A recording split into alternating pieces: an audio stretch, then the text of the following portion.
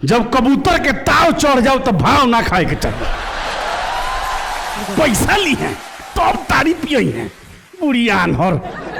ए मैना, अरे हमार मैना सुन तारू हो, तनी चिकना ले आवो, आज खटाले पर खेला होई।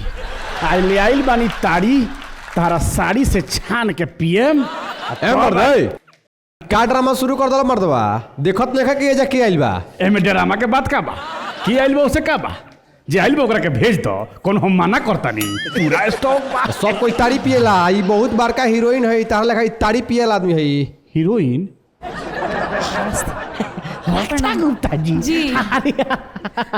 प्रणाम प्रणाम। देखी रक्षा गुप्ता जी, जी हमरा गुप्ता जी लोग से बहुत गुप्त संबंध है। लेकिन हमरा से देखिए गुप्त संबंध बा, बताओ तेंदुआ से। बताई। ई सब कर्जा लेके ओकरा के भुला जाले, उ सब गुप्त बा, गुप्त कर्जा खोर हवे। देखी कहे के मतलब बा जी, आज ले जेकर हम लेहनी ओकर देहनी ना, उ सब गुप्त रह तो गए। ई गुप्ते संबंध नु भइल। ऐसे हमने के बहुत पुराना संबंध बा, गहरा संबंध बा। वैसे माई हेल्फ कबूतर, कबूतर, ओके। माई हेल्फ कबूतर कि सेल्फ कबूतर।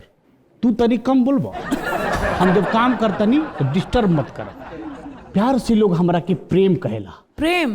अगर रउआ प्रेम से कहेम तो एक पैक रउओ के हम दे दे।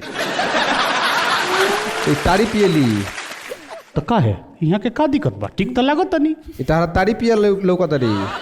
तो यहाँ में का दिक्कत बा, ठीक तो बा नहीं यहाँ हम तारे ना पियली। चीखे तब नु जाने ओकर माजा। जौन रउआ पी ले तौन तो यहाँ बंद बा। का गलती कहो तनी पाखी जी। नहीं पागी जी, हम कुछ ना पिए नहीं, जो बंद बा अच्छा बा बंद तो बा। केंगा जिए नहीं। पी है बियाह के बाद मर्द के खून। जा मर्दे, भैंस का साथे साथे दिमागो चढ़े खातिर छोड़ देले बारो हैं। कहाँ ये कहाँ तू, कहाँ ई दूध मलाई मिश्री नियन, आ कहाँ तू गोबर के चिपरी नियन। चिपरी नहीं यार, हम चिपरी यार बनी। तू तो ऐसे कहो तरह जगह शाहरुख खान का रिश्तेदार खानी तू बाड़ो। ठीक बा, हम चिपरिए सही। चिपरी के महत्व का बाई जान तरह की ना बिहार में नहीं खा जाना तू। सुना हमरा से, हाँ बिहार के जान बा लिट्टी चोखा। आ लिट्टी चोखा के आन बान शान कब बा, जब यही चिपरी के ताव पर लिट्टी सेकाइल बा। आ तू कहत रह जे चिपरी खानी बनी। अब चुप रह, गुप्ता जी से तनी हमरा के गुप्त संवाद कर लेबे। गुप्ता जी ई आदमी से बच के रही। हाँ, लगा था हमको। लगा तनु तू मत बोलो, तार बात सुन के हमार नशा फाट गइल बा। तू इधर में तू फाट जीव। भौजी आवते होई ओने से बांस लेके। बांस लेके? अरे बाप रे बाप, दिशा से बात याद पड़ल। का जाने बस धरौनी है पहुंचल कि ना हमार मैना। मैंने बड़ी कर मेहरा लागते नहीं उड़ गई मैना। ना पहुंचा रहित नु तो अब ले वहीं ना पहुंच गई रही। हाँ। इनका मेहरारू के नाम मायना दिन रात कैले रहेली पायना। देखा उ पायना कैले रहले ठीक बा, अब चल गई 4 दिन खातिर तो हम आराम से कम रहे फुर्सत से। मिल गई चाहे ना। फुर्सत से पिए लबनी के लबनी तारी। एकदम एकदम। और तो यहाँ के आ गई बनी तो लेट होता लेकिन बर्दाश्त होता। अब देखो ना, मैना से कहत रही चिकना ले आवे के, उ तो बस धरा के आइल बा। तुम तो नशा में बारा दूध लबनी तू मार देले होगो नहीं। काहे खातिर पहुंचा देला हो भौजी के? अरे वो अपना नैहर गइल हिया, ओकरा भौजाई के ननद के सार के दामाद के बहनोई के भाई के बेटा के बियाह। कौन रिश्ता में बा? कौन रिश्ता हो? जब आज ले हम अपना मेहरारू मैना के समझिए ना पैनी तो ओकर रिश्ता का समझ पाए। यह सुकून बा जब गइल 4 दिन हम चैन से रह। 4 दिन के चांदनी फेर अंधेरी रात। काल के बाद के याद करता हमनी के सवेरे प्रेजेंट में जी ले सन। सवेरे साँझ खइबर नाश्ता में लाग ना। वो सब बात था, वो सब बेकार के बात तो कहिए शुरू कर ले बड़ा। जरूरी बात होता रक्षा गुप्ता जी से तो हमरा के बतिया में निकल। रे फिटिंगवा के बेटा हमर ससुर के जामल, तोरा के कितना बार समझौले बानी रे कि ते नासा मत कर, लेकिन ते हमर बात कहाँ माने वाला बारिश। आज तोरा के मार मार के दिशा खराब कर दे। दिशा का भइल हो ए काहे किसी आतारू नाश्ता ना खियोले सका नाश्ता की बात करो तोरा, पहुँचे के ठीक ना धराए के चाहिए बलिया के बस, तो धरा देला हम मलमलिया के बस, तो नाश्ता कहाँ से मिली? हैं ये कैसे हो गइल? ई सब निशा में भइल, निशा में। निशा में? तो तू कब से पिए लगलू? ए देख ला, उल्टा पुल्टा बात मत करी हो, तो मार के पिज्जा बना दे। पिज्जा बताओ तू लोग का सोचत होई कि हम बुलैनी हाउ नहीं लियो।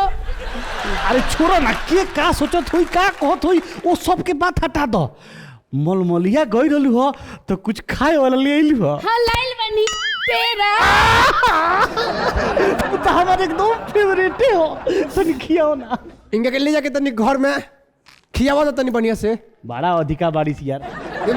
ना हो बात भुलाता है, बात के शांति से ही हालत गुजारना होना नाती चाहिए। हम इतना पेराइल बनिया, तू पेड़ा खइबो, चलो घरे आ तब तरह के पेड़ा खियावो, तनी चलो घरे। जी बताइए ना, ना, ना, ना, ले जा। कोनो रक्षा ना करी हां। ले जा हई धरा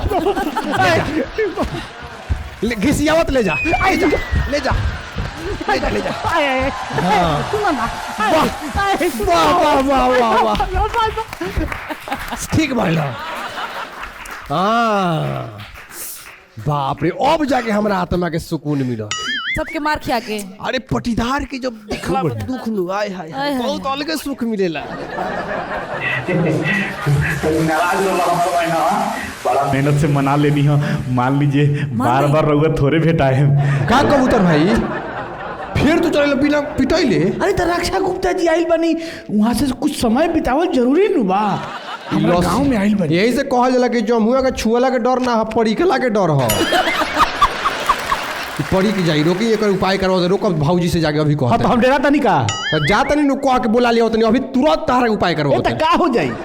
दहिया लात खाइयो खिया रोई हमार का हुई का रक्षा जी। जी जी हम तनी हमर मन थोड़े कर दल जाए के जीत क के लेके चल गेल खिया। बाकी हम तो रउआ लगे बतियावे खातिर बेचैन रहनी। अरे हम चाहत रहनी जितना हमार समय बीतो रउआ संगे बीतो। हाय हाय। तो बताई क्या बात करके रहे? बात तो हम बहुत करे के चाहत रहनी, लेकिन फिलहाल देखा ही के चाहत नहीं रउआ के। अरे अच्छा रक्षा गुप्ता जी, एगो सवाल हमारा और पूछे के मन करता। पूछिए। रउआ इस सुंदरता के राज का बा? कौन साबुन से नहाई ले? साबुन तो बहुत पहले ही छोड़ दिया मैंने। तो अब सरफ से नहाई ले का? मत मर गई, शावर जेल लगाई ले हम। अच्छा तो उससे आदमी एंग हो जाला का? अब हम तो हो गए नहीं। देखी ना हमारा पुष्पो निमन नहीं खेला तो ओकरो के इहे से न होती। कौन पुष्पा? भैंसिया हमार। पुष्पा को आप शावर जेल से जलाएंगे? जानता नहीं, मेरारू से झगड़ा को करूँ से बतियावे खातिर नहीं है। अरे अरे बाप रे बाप। अरे दादा हो दादा, हमार भैंस बुझ जाई कि हमरा के भूसा का थारी बैठा दिलक हो दादा। मना कहाँ से आ गई? सब टेरवारू चलती है अब तो। ई बाप रे बाप, बुझ जाई कि खाली पारा पपारा भी आती है। पाखी जी खाली पारा पपारा भी आती है, कब मरई में भी आती है तो कब मरई का आरा भी आती है, लेकिन खाली पारा भी आती है। बुझ जाई कि हमनी के परेशान बनी सो, हताश बनी सो, निराश बनी सो। गजे पिया गोशो